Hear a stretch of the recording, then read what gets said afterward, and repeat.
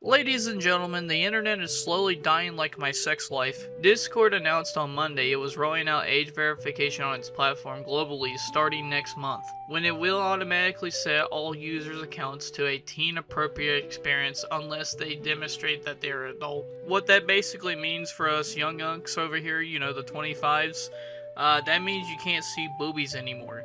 The only way you're going to see boobies is through a face scan or your ID verification. For most adults, age verification won't be required as Discord's age interface model uses account information such as account tenure, device and activity data, and aggregated high levels pattern across Discord's communities. Discord does not use private messages or any messages content in the process.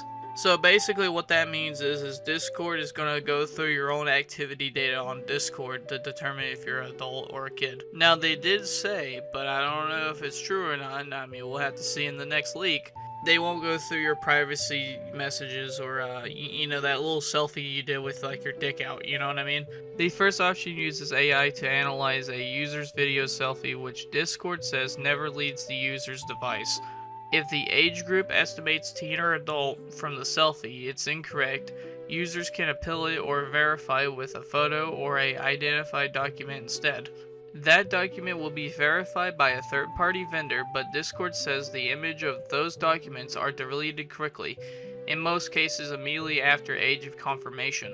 That's probably the only thing that's good in this whole thing, because everything else is kind of like rancid cheese that's been out in the sun all day. And yes, it looks like, ladies and gentlemen, Discord is on the gravy train hype train when it comes to AI age verification. Now, one of the reasons I don't really like age verification because it sucks a whole big bag of wieners and says it's straight. They're mainly doing this mainly because of the children, and you have to think about the children, and you have to give up some of your privacy and a little bit of your freedom for the children, which I think is a load of barnacles because I think proper parenting could fix everything, but what do I know? I'm just some random 25-year-old spewing my bullshit on the internet. One of the things that really sucks about all this is mainly because they're going to be launching it globally, so it doesn't matter if you're from Canada, it doesn't matter if you're from Japan, Sweden, some random other place on the earth, Italy.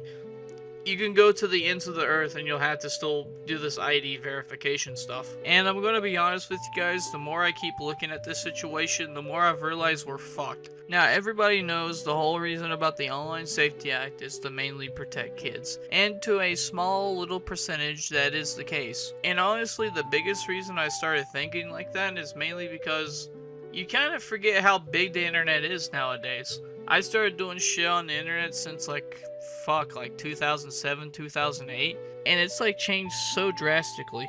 The best way I can really put it is it's like teachers nowadays, right? Teachers are having a hard time teaching the new set of kids, mainly because the kids nowadays are like, well, why do I need to learn this when I have ChatGPT? And the teachers are trying to teach these kids like it's the 90s or the 2000s, when these kids are already 2025, 2026. And so the teachers are teaching these kids like it's the 90s and 2000s when it's really not the 90s or 2000s anymore.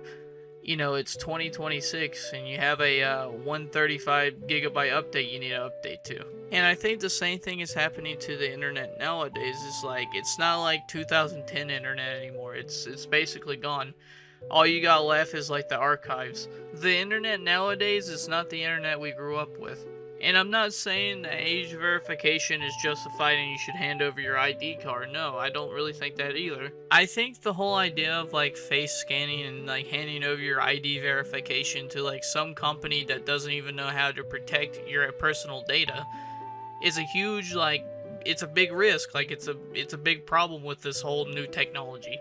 Just let me ask you this, would you actually put your ID into Discord when they basically already had a leak of like people's IDs already? Hell, I wouldn't. I'd just go download TeamSpeak. I'm not saying that handing over your ID is the best thing ever. I'm just saying that if you can make sense on why they're putting up guardrails, you'd understand what the problem is. And the problem is this right here. There are so many bad actors on the internet, and there's so many new people coming to the internet now, to the point where it's now problematic.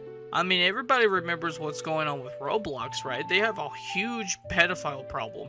Honestly, my biggest concern with really AI verification in the first place is One, just handing over anything confidential and then getting it leaked.